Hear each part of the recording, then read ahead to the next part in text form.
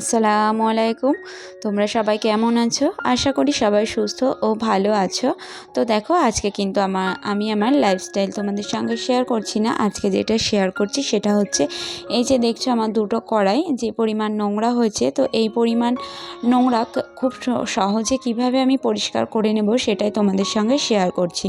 তো দেখো প্রথমে কিন্তু আমি এখানে গ্যাস ওভেনটা আর কি জ্বালিয়ে নিয়ে তার উপর দিয়ে দিয়েছি কড়াই, আর এখানে দিয়ে দেবো হচ্ছে পরিমাণ মতো পানি। তো দেখো প্রথমে একটু দিয়ে নিয়েছি, তারপরে আবারও একটু দিয়ে নিলাম। আর তবে হ্যাঁ, জানো তো যারা ভিডিও করে মাত্র 5 মিনিটে 2 মিনিটে কড়াই পুরো চকাচক হয়ে যায়, সেটা কিন্তু একদমই হয় না, ঠিক আছে? ওটা একদমই ফালতু কথা। এতটাও মানে সহজ না যে 5 মিনিটেই হয়ে যাবে, তাহলে আর এ পৃথিবীতে কারো কড়াই মানে কালো থাকতো না আর কি। সবসময় 5 মিনিট অ্যাপ্লাই সবাই করতে পারতো, যে যতই করে হোক না কেন, কি তাই তো? তো দেখো আজকে আমার ভিডিওটা তোমরা দেখতে থাকো। দেখো আমার ভিডিওতে কিন্তু কোনো মিথ্যে নেই, তোমরা একটু খেয়াল করো আর শেষ অবধি দেখো এবার দেখো আমি পানির মধ্যে কী কী উপকরণগুলো দিয়ে দিলাম।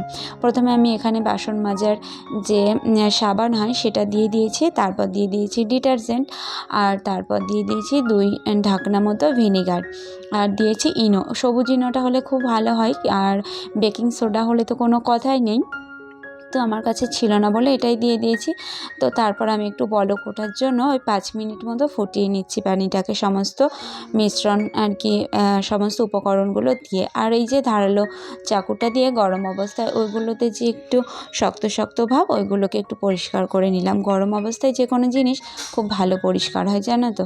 তো তারপর দেখো আমি বড় কড়াইয়ের মধ্যে আর কি অর্ধেকটা ঢেলে নিয়েছি আর এটাতে রেখেছি, আর একটুখানি অপেক্ষা করব এই ভাবটা মানে যাতে কমে যায়, আর হাত দিয়ে এটাকে পরিষ্কার করার মতো যখন হয়ে যাবে সেই পর্যায়ে গিয়ে এটাকে পরিষ্কার করব। তো দেখো এই সমস্ত উপকরণের পাশাপাশি এই যে এটা হচ্ছে আমার মেন উপকরণ, যেটা দিয়ে আমি পরিষ্কার করব।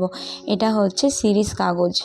তো এই যে মাত্র 10 টাকা নিলে কিন্তু তোমার 2-3টে কড়াই খুব সহজেই পরিষ্কার হয়ে যাবে। হ্যাঁ, খুব বেশি কষ্ট করতে হবে না। তো দেখো এখন প্রায় আমার হাত দেওয়ার মতো পর্যায়ে চলে এসেছে পানিটা, তো ওই জন্য আমি এই যে এখন নিয়ে নিচ্ছি একটু একটু করে ওই পানিটা। আর দেখো এইভাবে যদি ঘষতে থাকো তাহলে কিন্তু খুব সহজেই পরিষ্কার হয়ে যাবে। তবে হ্যাঁ, কষ্ট কিন্তু একটু করতেই হবে। ওই মানে জাদুর মতো ম্যাজিকের মতো হাত বুলিয়ে ছেড়ে দিলাম আর পরিষ্কার হয়ে যাবে, সেটা কিন্তু কখনো হয় না আর হবেও না। তো দেখো এখানে তুমি যতটা প্রেশার দেবে আর কি, ততই পরিষ্কার হবে। তো দেখতে থাকো। তো আমার ভিডিওটা যদি তোমাদের কোথাও একটু ভালো লাগে, উপকারে আসে, তো প্লিজ একটা লাইক দিও। আর যদি খুব বেশি ভালো লাগে তো চাইলে চ্যানেলটিকে সাবস্ক্রাইব করে আমার পাশে থাকতে পারো।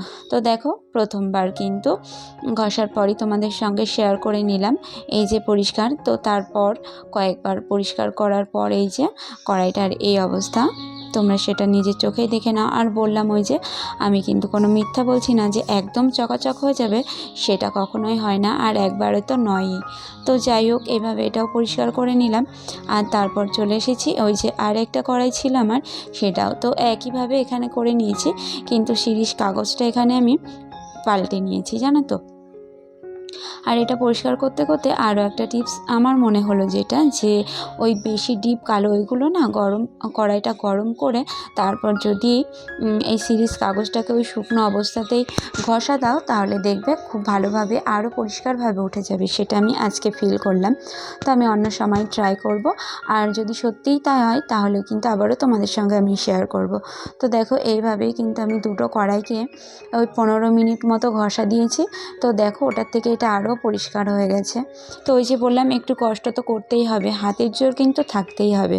তো আজকের ভিডিওটা তোমাদের কেমন লাগলো সেটা কিন্তু অবশ্যই কমেন্ট করে জানিও। আর যদি এরকম ভিডিও দেখতে চাও তাহলে আমাকে কমেন্ট করে অবশ্যই জানাবে। আর দেখো তোমরা প্রথম অবস্থায় যে অবস্থায় দেখেছিলে সেইটার আর এইটার অবস্থা দেখে নাও, তাহলে নিজেরাই উপলব্ধি করতে পারবে।